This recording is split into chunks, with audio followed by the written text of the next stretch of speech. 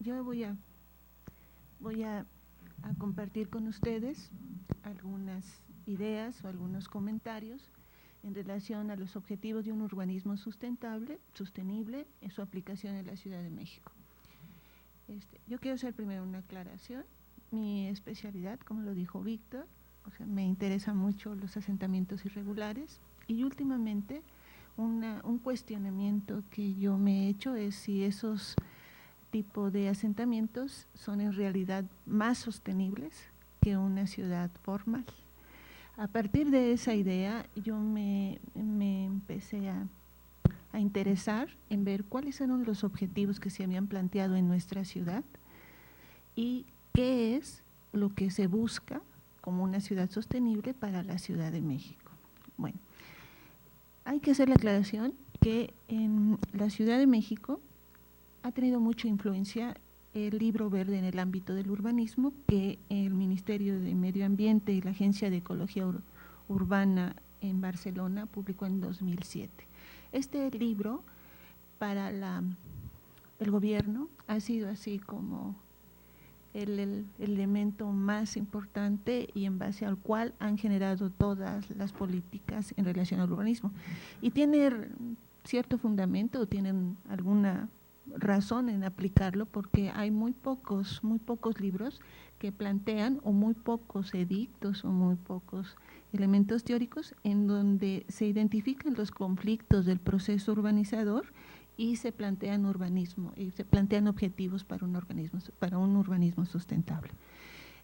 El urbanismo siempre ha sido una especialidad que en relación a la sustentabilidad no es del todo analizada, ¿no? Sino siempre se ha preponderado la arquitectura. Bueno, para empezar a comentar esto, yo les quiero plantear algunos antecedentes.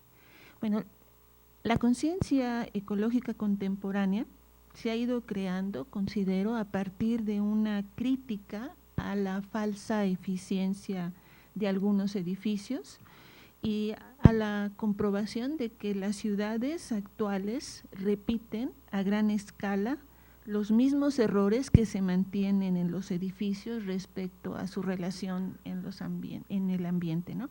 Esto quiere decir que se ve a la ciudad como una escala mayor de un edificio y entonces cuando se plantea un edificio sostenible se quiere referir esos mismos conceptos a la ciudad, ¿no? Y debemos entender que, bueno, yo creo que los edificios son parte de la ciudad, de esa complejidad de la ciudad y afectan todo y no deben entenderse como un ente independiente, ¿no? O sea, porque así se está planteando. Para iniciar esta charla es necesario también clarificar dos conceptos de referencia, lo que es ecología y lo que es sostenibilidad. Esto es importante porque estos dos conceptos pertenecen a momentos históricos muy distintos y responden también a planteamientos teóricos diferentes. La ecología surge como disciplina a mediados del siglo XIX y básicamente está influenciado por las teorías de la evolución de Darwin y la definición de Ernest Haeckel, ¿no? Y es la ciencia que se identifica con los ecosistemas, entendiendo estos ecosistemas como sistemas de reequilibrio. Esta palabra o esta definición es muy importante, ¿no? Es muy importante entender, es reequilibrio. La base de la ecología es la ciencia holística, con la idea de que en la naturaleza todo está interrelacionado, o sea, todo absolutamente está interrelacionado. Por otra parte, la definición básica de sustentabilidad se refiere al equilibrio que debe mantener una especie con los recursos de su entorno. O sea, uno es el equilibrio y otro es el reequilibrio. En materia de desarrollo urbano, la Unión Europea indica que la sostenibilidad debe soportarse sobre 4 ejes temáticos, sobre 4 grandes ejes temáticos. El fomento de la competitividad económica y el empleo, la cohesión social, el transporte con movilidad sostenible y la calidad de vida, precisando que en el caso del medio ambiente urbano no solo tiene que ver con la conservación de los elementos naturales, sino con la reproducción social y económica de los espacios urbanos. Es decir, si relacionamos estas dos ideas, la sostenibilidad es un concepto que es necesario, que se configuró para afrontar los graves problemas de escasez de recursos y contaminación del planeta. La propuesta, por tanto, de un desarrollo sostenible se basa en criterios mesurables como la huella ecológica, o sea, se mide. Por tanto, hablar de sostenibilidad permite utilizar cálculos numéricos y vectores en relación a objetivos. O sea, todo debe ser medible y en relación a un objetivo, ¿no? Por eso vamos a plantear cuáles son los objetivos de sostenibilidad para la Ciudad de México, que se plantearon en la Ciudad de México, y qué se está haciendo y si se están cumpliendo o no, ¿verdad? La finalidad de la ecología, por una parte, tiene que ver con no destruir los equilibrios y la sostenibilidad con objetivos más económicos y mesurables. Es importante esta definición, ¿no? Porque a lo mejor estamos haciendo proyectos que atienden conceptos ecológicos y no atienden conceptos sostenibles.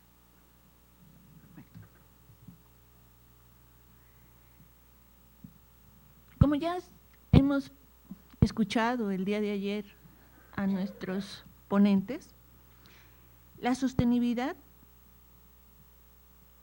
en la ciudad se considera, o para la sostenibilidad, el urbanismo sostenible considera la ciudad como algo muy complejo, ¿verdad?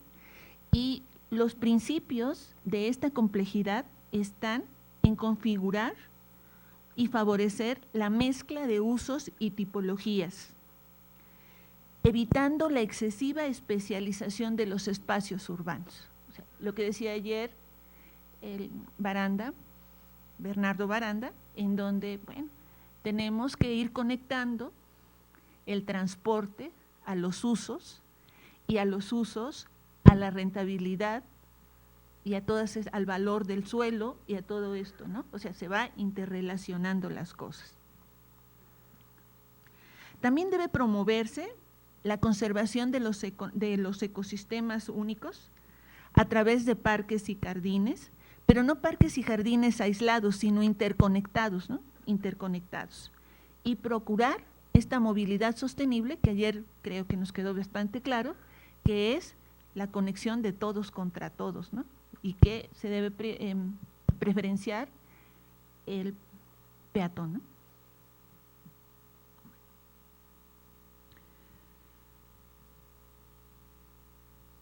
Es importante marcar que en la actualidad los modelos de producir ciudad casi son parecidos, ¿no? El cambio morfológico de las metrópolis se está dando en el sentido de que eran territorios compactos a territorios extensos. Entre otras cosas, producido por el intenso uso del automóvil y en nuestra ciudad por el aumento de las viviendas unifamiliares y la facilidad que se tuvo en periodos anteriores de acceso a una segunda vivienda, ¿no? Esto provocó esta dispersión y fragmentación de los espacios urbanos. El diseño de mecanismos financieros como las hipotecas y los créditos personales han permitido el uso masivo del automóvil y el acceso a bienes inmobiliarios, produciendo principalmente el desarrollo de infraestructura para atender este transporte privado, que si bien busca la accesibilidad a los espacios que se están generando, sobre todo en las periferias de la ciudad, también promueve la ocupación de más suelo, ¿no? O sea, va creando bandas o lo que le llaman franjas de fijación que produce más crecimiento. Luego entonces, el resultado de esta forma de desarrollo ha sido una ocupación explosiva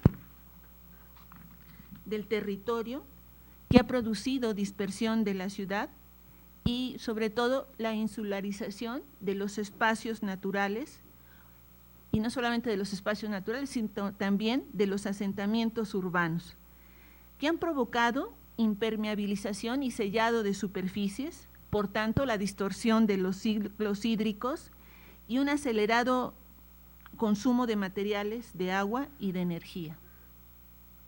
Bueno, esos serían como los antecedentes, ¿verdad? Pero ahora, ¿cuáles son los objetivos del urbanismo sostenible?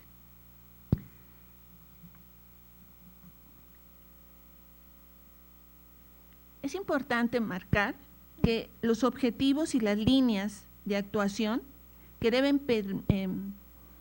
perseguirse y atenderse para generar un urbanismo sustentable, debe atender a cada sitio, con su entorno y características, y que necesita medidas específicas. Yo doy la materia de análisis de sitio y estoy súper convencida que el sitio es una fuente muy importante de información y que, aunque es una materia que a veces le hacen el fuchi, es muy importante para todo eso, ¿no? Porque a veces podemos tener muy claro hacia dónde vamos, pero no conocer el sitio y no poder desarrollar o responder a esas condiciones. Es decir, no debe plantearse recetas ni soluciones preestablecidas, ya que las opciones de transformación deben surgir del análisis del sitio y de las condiciones locales. Por tanto, para lograr un urbanismo sostenible, se han definido 4 objetivos primordiales. Crear ciudad y no urbanización, ordenar la expansión urbana, retomar la ciudad como un proyecto y aumentar la complejidad urbana en los tejidos existentes. Cuando hablamos de crear ciudad y no urbanización, este objetivo busca estimular la creación de ciudades compactas, complejas y eficientes, adecuando el modelo a las particularidades y recursos de su área inmediata, de la ciudad y de su territorio. Es conocido que una mayor complejidad supone una mayor misticidad de sus usos, funciones, y que de forma concentrada favorece enormemente la accesibilidad de las personas, reduciendo la dependencia al transporte privado.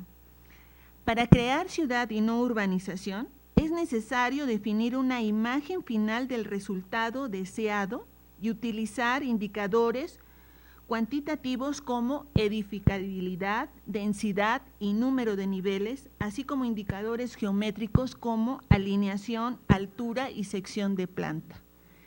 Si estos son los indicadores para atender este objetivo, lo que podríamos decir en la Ciudad de México es: no hay claridad en los planes de desarrollo urbano para atender estas condiciones. Por tanto, no estamos creando ciudad, ¿no?, sino lo que estamos generando es urbanización.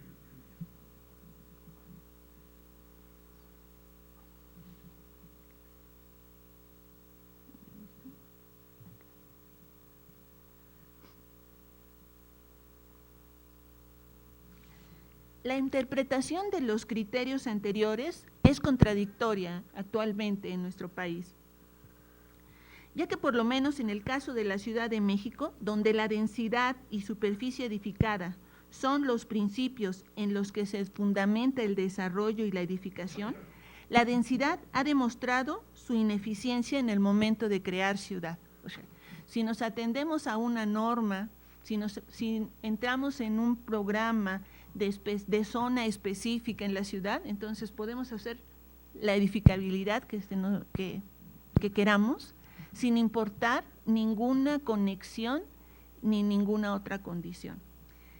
Un ejemplo fallido de un proyecto fallido de esta intención de atender este objetivo fue la construcción de la Arena de la Ciudad de México, que si bien parte del principio de misticidad de usos, o sea, allí tenemos la Arena de la Ciudad de México, el TEC, y están pensando construir un centro comercial, o sea, parten de la idea de la misticidad de usos, presenta una equivocada vinculación entre la nueva urbanización y la estructura existente, que durante su uso no solamente satura la infraestructura de la zona, sino que no se conecta con la ciudad, lo que ayer Baranda decía, ¿no? O sea, no se pensó en que el metropolitano o la estación nodal de metropolitano se conectara con esto y tuviera accesibilidad, ¿no?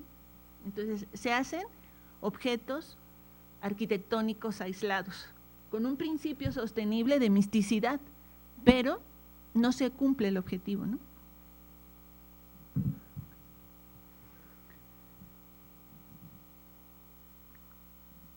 El objetivo de ordenar la expansión urbana busca limitar las tipologías edificatorias que generan dispersión y ocupación masiva del territorio. En el caso de la Ciudad de México, una forma de ordenar la expansión es restringir las viviendas que generan patrones de vida vinculados al uso del automóvil privado y que sin estructura de ciudad ocupan grandes extensiones del territorio. Bueno, los ejemplos de las casas Zara, las casas Feo, que les decían, y todos estos asentamientos en la periferia es un ejemplo, pero no solamente para los estratos sociales medios o bajos, sino también en los estratos sociales altos, ¿no? Huixquilucan y sus secciones de asentamiento cerrado, esto es generación de zonas unifuncionales en donde el uso del automóvil es el que está conectando los espacios urbanos, pero no los está interrelacionando y no está ordenando la expansión. Otro criterio que también se utiliza para ordenar la expansión urbana es la renovación de tejidos degradados y el mantenimiento y mejora de los tejidos existentes, a partir de recuperar suelos de zonas industriales y de espacios dedicados al transporte que se encuentran en desuso. Un ejemplo de eso es la estación de Buenavista, ¿no? Pero mal vinculado nuevamente al sistema del metro, al metrobús, y es un caos, ¿no? Buenavista es un caos. En la Ciudad de México, programas de renovación de zonas industriales, como el Nuevo Polanco, donde construyeron Plaza Carso, es un ejemplo de esta intención de atender este objetivo. Están basados en construcción de vivienda y no en misticidad de usos, por lo que además de generar áreas monofuncionales, se genera una importante pérdida de lugares de trabajo. Actualmente está en discusión esto, ¿verdad? O sea, es importante que la zona de Plaza Carso haya tenido una transformación de zona industrial y una misticidad de usos, pero ¿qué significó en la pérdida de trabajos, de puestos de trabajo para la productividad de la Ciudad de México, ¿no? Entonces no estamos cumpliendo otro de los principios de sostenibilidad que se indican que es conveniente hacer en el espacio urbano.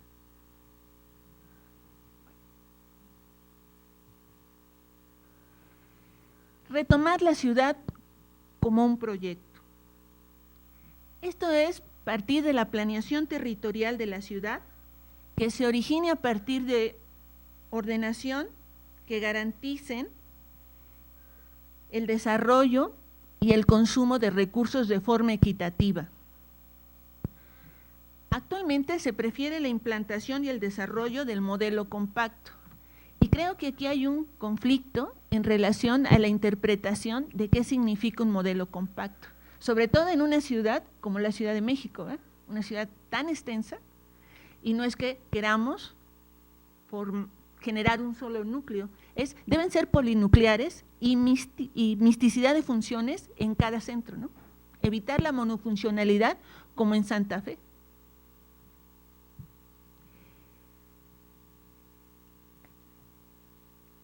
Buscar una ciudad compacta o esta predilección de la ciudad compacta se fundamenta en consecuencias negativas como la demanda de infraestructura vial y de transporte público, en la especialización funcional y en la estandarización de los espacios urbanos, el crecimiento exponencial de los desplazamientos, la desaparición de recorridos a pie y la ausencia del espacio público multifuncional, que se presenta al aplicar un modelo disperso. En México, hasta hace poco, la construcción de conjuntos habitacionales en la periferia favorecía una ciudad dispersa y fragmentada. Sin embargo, la modificación en la política de subsidios y el cambio de las reglas para el otorgamiento de apoyos económicos que privilegian la construcción de vivienda en zonas urbanas ha dado como resultado la actual crisis en la producción de vivienda social que ha provocado ciudades fantasmas con decenas de inmuebles en obra gris o en deterioro. Y una pregunta quizá muy provocadora sería, ¿cuál de estos dos escenarios es menos negativo para la sostenibilidad? ¿La ciudad dispersa o una ciudad muerta?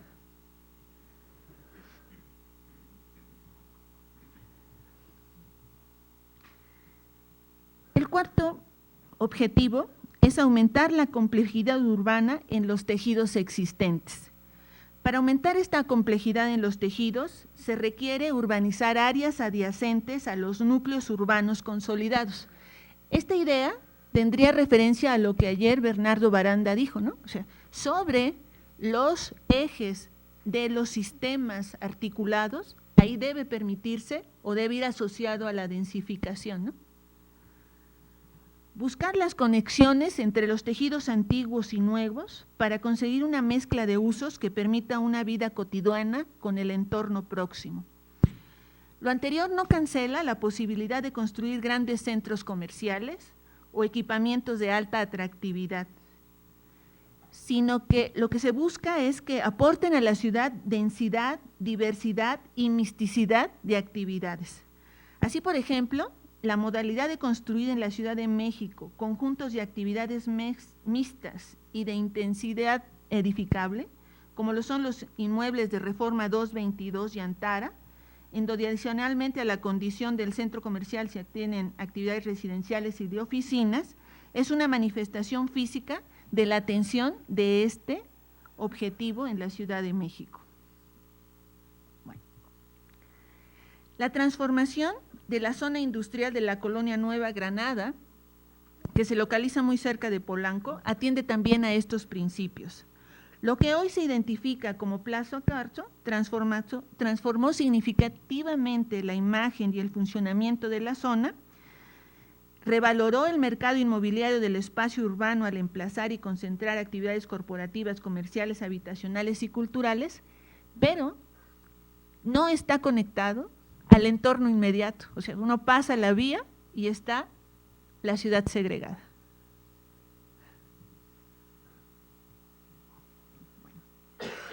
Los objetivos planteados atienden problemáticas del proceso urbanizador, como son la urbanización acelerada, la simplificación de la organización urbana, la insularización de los sistemas naturales, entre otros, y que al estar interrelacionados buscan el mayor impacto positivo en los espacios urbanos. A continuación, nos referiremos o identificaremos algunos de estos principios en la Ciudad de México. Ciclos de urbanización acelerada. En los últimos años, las normas que definen el urbanismo están determinados por patrones de crecimiento establecidos por la presión del desarrollo inmobiliario. En México, la apuesta por la construcción masiva e industrializada de unidades habitacionales, así como la apariencia de una limitada capacidad económica de la población, han sido los principales argumentos para movilizar a la industria de la construcción y obtener como resultado la ocupación en periodos relativamente cortos de grandes extensiones periféricas de la ciudad. Estas amplias extensiones de terreno no tienen estructura de ciudad, ya que las empresas que construyen estos conjuntos, por lo general, compran los terrenos de bajo costo, que se ubican en la periferia urbana, sin un trazado viario que permita accesibilidad, alejados de los centros de actividad, sin equipamiento urbano accesible, en suelos de mala calidad y sin espacios públicos que organicen la vida en estas grandes superficies. Como se comentó con anterioridad, actualmente la problemática se agrava al contar con grandes extensiones de zonas unifuncionales sin uso.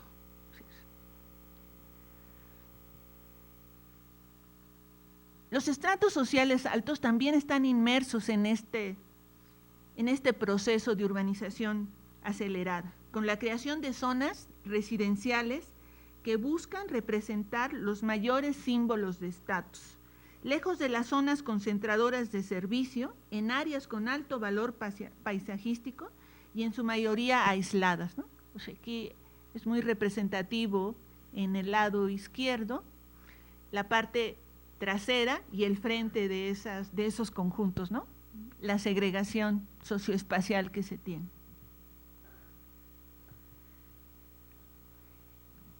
Otra problemática que se tiene es la simplificación de la organización urbana.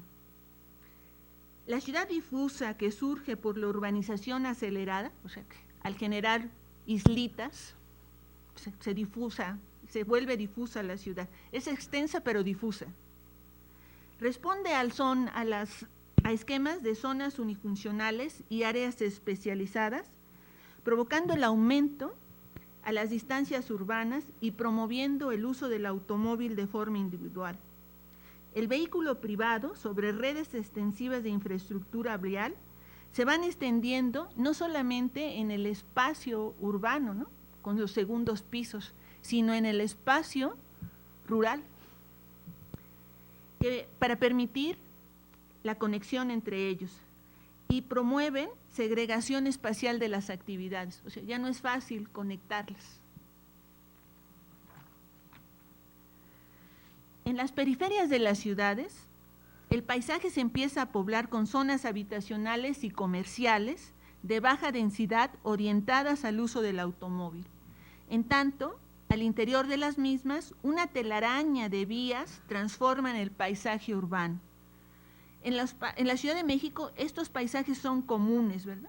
La edificación de unidades habitacionales en la periferia obligan a la construcción de vialidades que permitan su conexión, y al interior la ampliación en segundos y a veces hasta en terceros niveles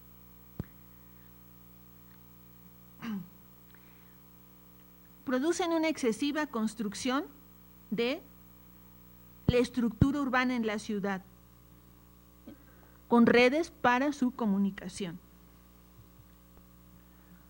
Otro punto importante es la insularización de los sistemas naturales.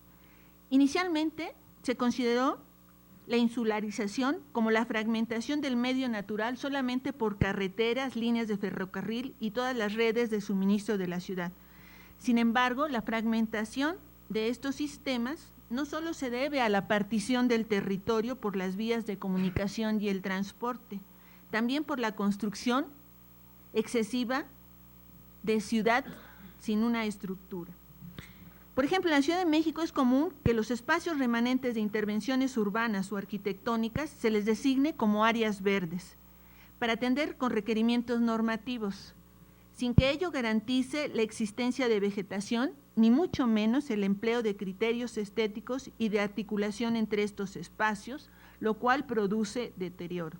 El actual programa de parques de bolsillo parte del principio de utilizar los espacios remanentes. Entonces, no estamos creando ciudad, estamos nuevamente insularizando los espacios naturales o de recreación, ¿no? No estamos generando conexión.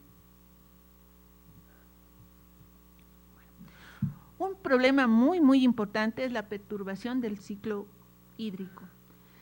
La conformación de áreas urbanas modifica el medio y con ello sus ciclos ecológicos, transformando tanto el soporte, o sea, el suelo y el subsuelo, como la evacuación del agua superficial.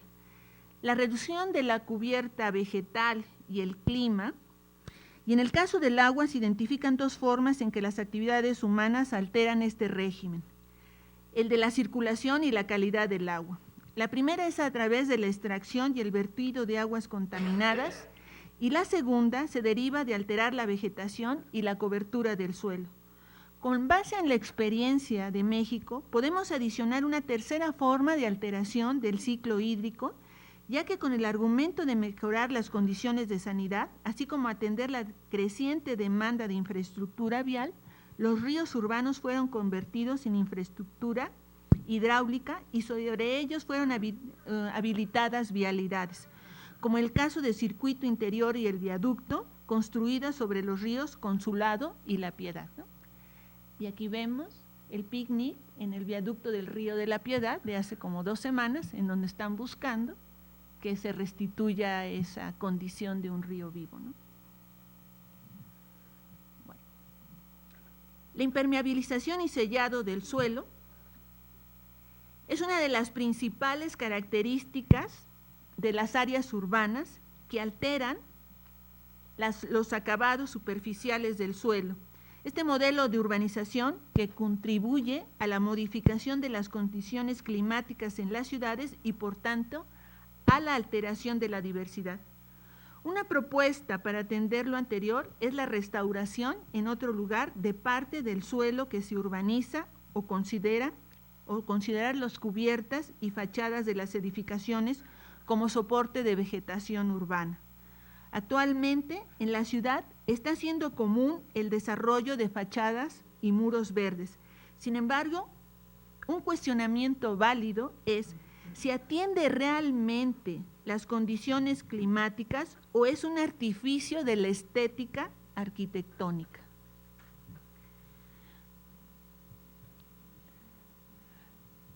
Como comentarios finales, creo que se reconocen los objetivos y la atención de un desarrollo territorial con enfoque sostenible. Además, se pretende un desarrollo económico de las zonas al producir vivienda o misticidad de usos. Se busca la mejora de la calidad y se pretende con las certificaciones LEED la gestión responsable de los recursos naturales, la protección del medio ambiente y la utilización racional del territorio.